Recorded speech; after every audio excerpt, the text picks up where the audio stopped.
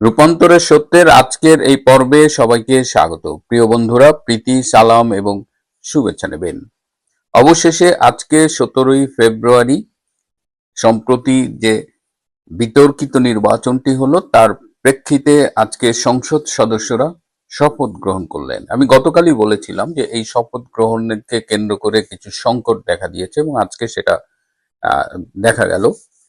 যে কথা ছিল, জাতীয় ঐকমত্য কমিশনের সুপারিশ অনুযায়ী জুলাই সনদকে বাস্তবায়ন করার জন্য একজন নির্বাচিত সংসদ সদস্য দুইবার শপথ নেবেন, একবার সংসদ সদস্য হিসেবে আরেকবার সংবিধান সংস্কার পরিষদের সদস্য হিসেবে। কিন্তু শেষ মুহূর্তে বিএনপি জানিয়ে দিয়েছে যে তারা শুধুমাত্র সংসদ সদস্য হিসেবে শপথ গ্রহণ করবেন, সংবিধান সংস্কার পরিষদের সদস্য হিসেবে করবেন না। এর অনেকগুলো কারণ আছে, তারা অনেকগুলো শর্ত দিয়েছে, এই শর্তের পূরণ হয়নি বলেই তারা করবেন না। এবং সোজা কথা যে এটা সংবিধানের বাইরের একটা ঘটনা।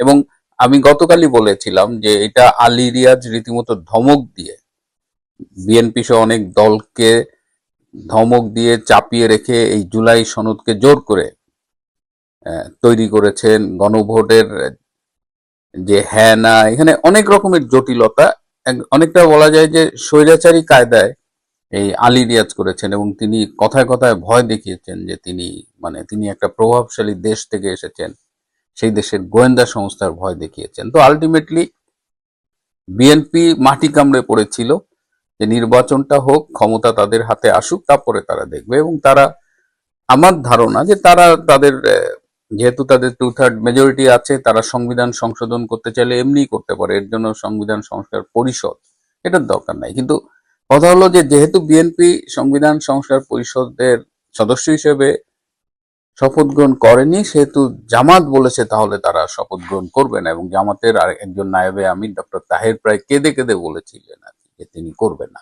কিন্তু জামাতের অবস্থা দেখে তখন অনেকেই বলেছে যে জামাতের যেসব এমপি হচ্ছে তাদের অনেকের ওয়ার্ড কমিশনার হওয়ার যোগ্যতা নাই, তারা এই পাতানো নির্বাচনে এমপি হয়েছে, তারা সংসদ সদস্য হিসেবে শপথ গ্রহণ করবে না মানে।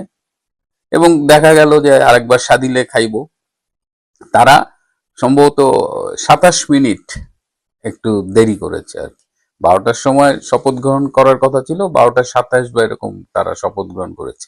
তাদের এই শপথ গ্রহণ করব না এটার আয়ু ছিল এই 26-27 মিনিট, তারাও শপথ গ্রহণ করেছে। এখন প্রশ্ন উঠেছে তাহলে জুলাই সনদের কি হবে। জুলাই সনদ যতটা ঘটা করে, এবং জুলাই সনদ যেটা পাশ হয়েছে, যেটা প্রিন্ট হয়েছে, এর মধ্যেও বিস্তর পার্থক্য।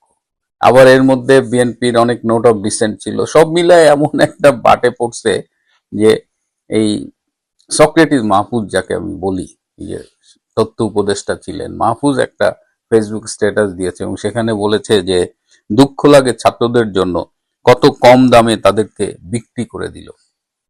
এই যে জুলাই আগস্টের যে জঙ্গি অভ্যুত্থান, কত কথা, বৈষম্যবিহীন বাংলাদেশ, সংস্কার করবে, এই করবে সেই করবে, গোড়ার ডিম ছাড়া তো কিছুই পাইল না জাতি।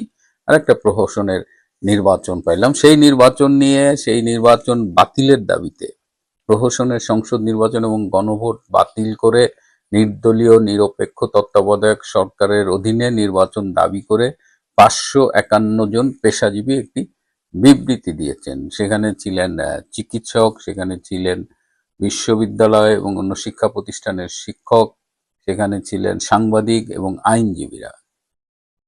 তো যাই হোক, বাস্তবতা হলো শপথ গ্রহণ হয়েছে এবং বিকেলে মন্ত্রী পরিষদ ঘোষিত হয়েছে। এই মন্ত্রী পরিষদ নিয়ে আবার সবচেয়ে বড় সারপ্রাইজ ছিল এখানে বিএনপির মন্ত্রী পরিষদের টেকনোক্র্যাট কোঠায় পররাষ্ট্রমন্ত্রী হয়েছেন ডক্টর খলিলুর রহমান, যিনি ডক্টর ইউনূসের সময় জাতীয় নিরাপত্তা উপদেষ্টা ছিলেন। এইটা কোনো হিসাবেই মেলে না।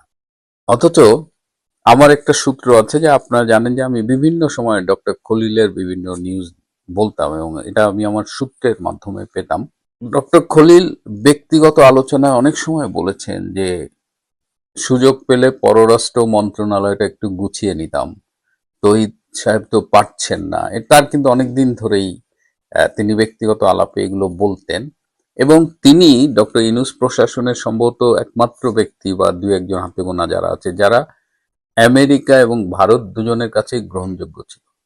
আপনাদের খেয়াল আছে কিনা গত নভেম্বরে যে কলম্বো সিকিউরিটি কনক্লেভের যে মিটিং হয়েছিল দিল্লিতে, সেখানে ডক্টর খলিল গিয়েছিলেন এবং এই কনক্লেভের মিটিং এ তিনি সভাপতিত্বও করেছিলেন। সেখানে কিন্তু অজিত দোভালের সাথে এবং সার্জিও গারের সাথে ডক্টর খলিলের গোপন একান্ত বৈঠক হয়েছিল।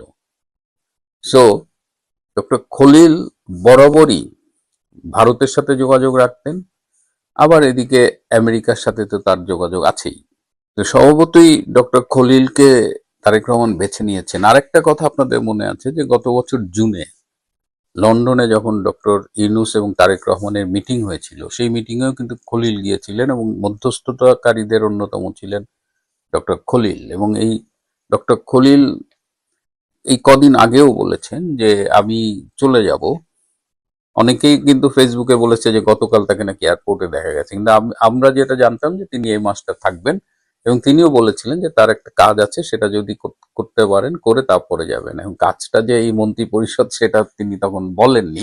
এই লন্ডন বৈঠকের মধ্য দিয়েও কিন্তু একটা আন্ডারস্ট্যান্ডিং হয়েছিল যে ডক্টর খলিল আসলে যদি বিএনপি ক্ষমতায় আসে তাহলে সেই সরকারের সাথে সে কাজ করতে চায়, যে কোনো ফর্মেই হোক সে সেই সরকারে কন্ট্রিবিউট করতে চায়, এরকম একটা আন্ডারস্ট্যান্ডিং কিন্তু তখনও হয়েছিল এবং সে অল থ্রু মেনটেইন করেছে। আমি মাঝে মধ্যে কিন্তু আমার শোতে বলেছি যে ডক্টর ইউনূস তার উপরে ক্ষুব্ধ হয়েছে, বলেছে তোমাকে আমরা একটা কাজে পাঠাই, তুমি আমার জন্য উল্টা মেসেজ নিয়ে আসো, আমার কথা বলো না, বা এরকম নানা রকমের জটিলতা।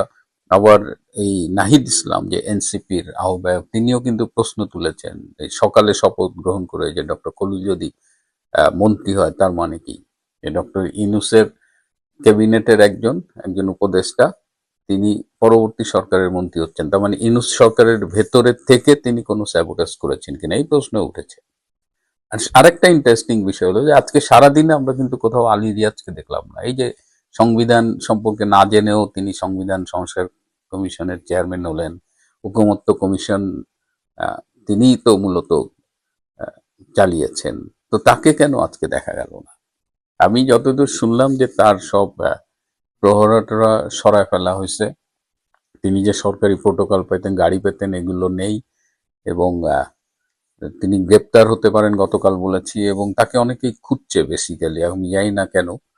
কিন্তু জুলাই সনদ, আলী রিয়াজ দুটাই মনে হয় প্যাকেট হয়ে গেছে, এটার আপাতত কোনো ভবিষ্যৎ দেখতেছি না। নতুন একটি সরকার হয়েছে, এই সরকারের অনেকেই আছে ইনক্লুডিং তারেক রহমান যাদের অতীত অত্যন্ত কালিমালিপ্ত।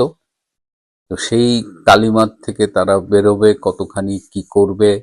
বিএনপি সরকার যে মন্ত্রিপরিষদটা করেছে সেখানে তারুণ্য যেমন আছে, অভিজ্ঞ এবং দক্ষরাও আছে, কিন্তু এই মন্ত্রিপরিষদ পারফর্ম করবে কেমন?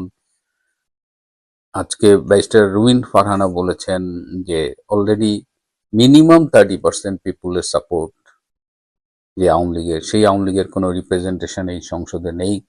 তো আগামী দিনে আওয়ামী লীগ রাজনীতিতে কিভাবে আসবে, এরকম অনেকগুলো প্রশ্ন উত্তরের জন্য আমাদের অপেক্ষা করতে হবে। প্রিয় বন্ধুরা, আজ এ পর্যন্তই। ভালো থাকবেন, সুস্থ থাকবেন, তার চেয়েও জরুরি হলো নিরাপদে থাকবেন। সবাইকে অনেক ধন্যবাদ।